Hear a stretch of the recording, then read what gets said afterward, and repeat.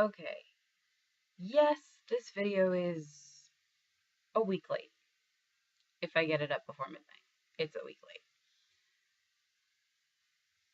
I work on a lot of different projects. We'll talk about that later. My name's Michelle, and I am the second half of this little program you were watching. Since last week we talked about a origin myth, this week I thought I would talk about a death myth. Yay! So I'm going to talk about my favorite death myth, which comes from Celtic tradition, which I am a part of. I'm part Irish, so I'm very, very proud of Celtic heritage. And this was one of my favorite what happens to us after we die beliefs. For those of you who don't know, the Celtic people were a ethno-linguistic group that existed between Germany all the way up into England. It wasn't just Ireland and Scotland and that whole Brave movie we all love so much. They went all the way down into what back then we would consider Normandy, today is considered southern Germany. And even further down, if you listen to some scholars, otherwise, that's kind of the area that's agreed upon. Ethno-linguistic means that they had similar religious practices, traditions in the tribe, and language relations. So it's sort of how you can understand Italian if you can also speak French or Spanish. That is a linguistic group.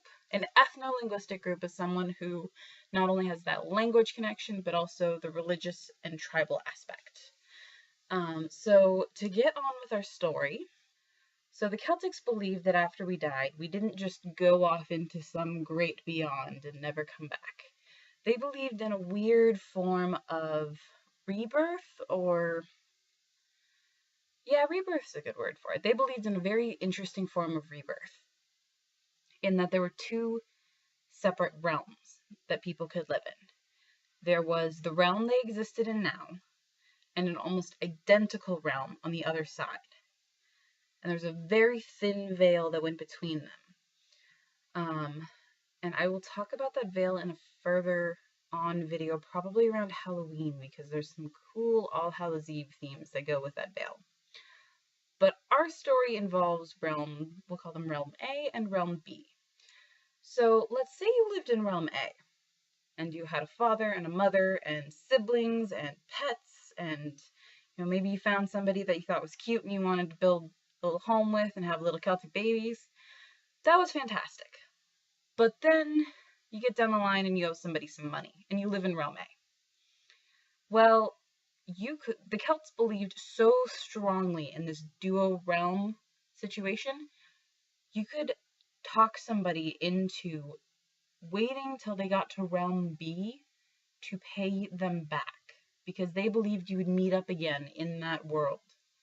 Everything mirrored each other between the two realms. So if you fell in love with somebody in Realm A, that whole love at first sight thing in Realm B is actually you finding your significant other from Realm A. And that, I feel like I've done this before, deja vu thing, that's because you discovered that or experienced that in the other realm. Now today, a lot of scholars believe that the reason behind this Realm A and Realm B belief was to incite Celtic warriors to go into battle and be 100%, be the bravest, the toughest, to fulfill their honor and duty to the tribe. Because if you never died, then death didn't matter. If your body ended in this world, you get a new one in the next. And maybe your life's a little bit better. Maybe instead of being a soldier, you get to be the chief. So the Celtics didn't believe in the soul the way we believe in it, as in soul, body, and the soul is what gives us our emotion and our personality. They believed the soul was everything, and the body was just a vessel to get you through this life, and that the soul is what passed through into the next realm. The soul is what went through that veil and would go into a body into the next realm. And it wasn't like you possessed a body, it was that you were born into a new body.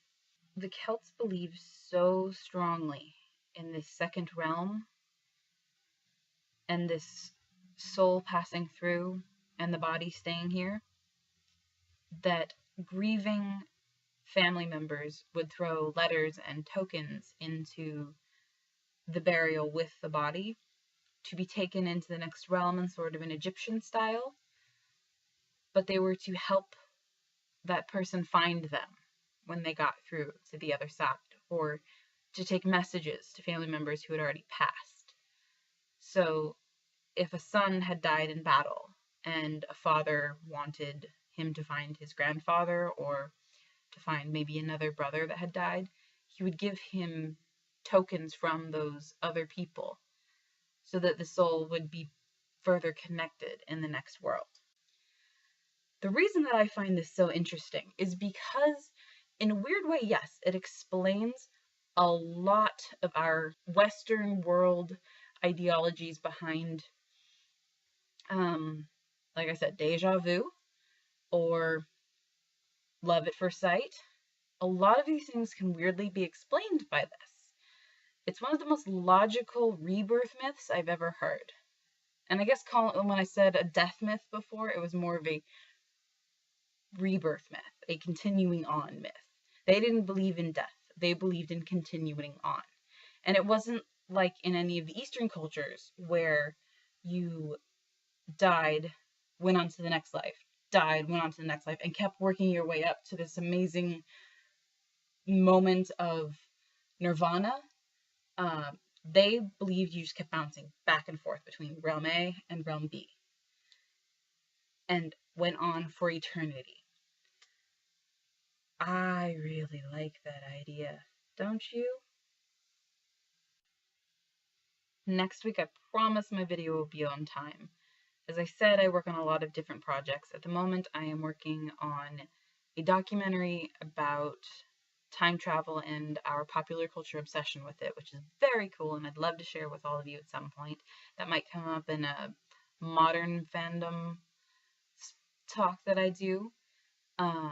I also do some interesting, fun things on Tumblr, and I am going to be starting up my own YouTube page here probably in the next few months or so. And I hope to see everybody back very soon. Alex, I can't wait to see your video.